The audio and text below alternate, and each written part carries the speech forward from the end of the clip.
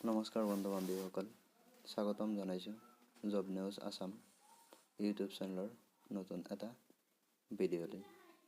আজি আমি এই ভিডিঅ'ত অসম চৰকাৰৰ আহিবলগীয়া চাকৰি পৰীক্ষাৰ বাবে অতি গুৰুত্বপূৰ্ণ কিছুমান প্ৰশ্নৰ উত্তৰ আলোচনা কৰিম। তো আহক দেৰি নকৰাকৈ ভিডিঅ'টো আৰম্ভ কৰোঁ। প্ৰথম প্ৰশ্ন, তুমি মোক তেজ দিয়া, মই তোমাক স্বাধীনতা দিম। শ্লোগানটো কোনে দিছিল? উত্তৰ, সুভাষ চন্দ্ৰ বসু। সুভাষ চন্দ্ৰ বসুৱে তুমি মোক তেজ দিয়া, মই তোমাক স্বাধীনতা দিম নামৰ শ্লোগানটো দিছিল। দ্বিতীয় নম্বৰ প্ৰশ্ন, বছৰত অতি কমেও কিমানবাৰ ভাৰতীয় সংসদৰ বৈঠক অনুষ্ঠিত হয়? উত্তৰ, বছৰত দুবাৰ। বছৰত অতি কমেও দুবাৰ ভাৰতীয় সংসদৰ বৈঠক অনুষ্ঠিত হয়। ৩ নম্বৰ প্ৰশ্ন, ভাৰতৰ কিমানখন ৰাজ্যই পাকিস্তানৰ সীমা স্পৰ্শ কৰে? উত্তৰ, ৫খন। ভাৰতৰ ৫খন ৰাজ্যই পাকিস্তানৰ সীমা স্পৰ্শ কৰে। ৪ নম্বৰ প্ৰশ্ন, অসমৰ কোন স্থানত পোনপ্ৰথমে কয়লা আৱিষ্কাৰ আৰু খনন কৰা হৈছিল? উত্তৰ, মাকুম। অসমৰ মাকুমত পোনপ্ৰথমে কয়লা আৱিষ্কাৰ আৰু খনন কৰা হৈছিল। ৫ নম্বৰ প্ৰশ্ন, ভাৰতত কিমান চনত পৰিকল্পনা আয়োগ গঠন কৰা হৈছিল? উত্তৰ, ১৯৫০ চনৰ মাৰ্চ মাহত। ১৯৫০ চনৰ মাৰ্চ মাহত ভাৰতত পৰিকল্পনা আয়োগ গঠন কৰা হৈছিল।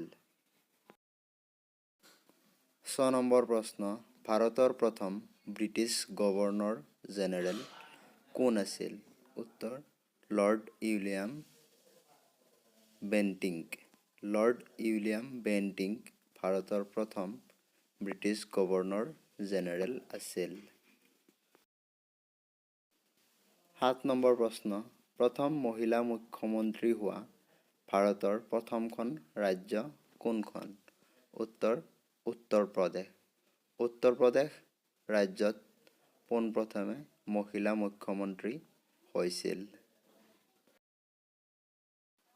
৮ নম্বৰ প্ৰশ্ন, ৰাষ্ট্ৰপতিৰ ৰূপৰ পদক লাভ কৰা প্ৰথম অসমীয়া কথাছবিখনৰ নাম কি? উত্তৰ, ৰঙা পুলিচ।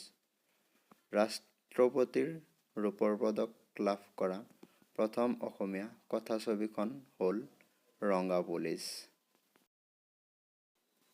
৯ নম্বৰ প্ৰশ্ন, কাৰ ৰাজত্বকালক অসম বুৰঞ্জীত সোণালী যুগ বুলি কোৱা হয়?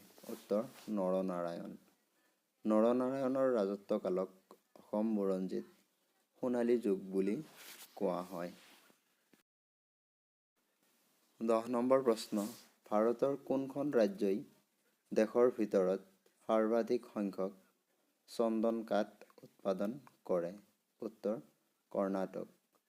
ভাৰতৰ কৰ্ণাটক ৰাজ্যই দেশৰ ভিতৰত সৰ্বাধিক সংখ্যক চন্দন কাঠ উৎপাদন কৰে। ১১ নম্বৰ প্ৰশ্ন, কোনখন ৰাজ্য বুদ্ধৰ জীৱনৰ সৈতে সম্পৰ্কিত আছিল?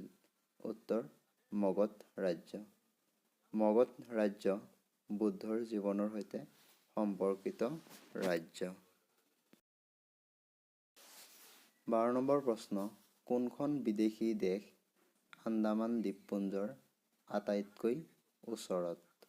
উত্তৰ, ম্যানমাৰ। ম্যানমাৰ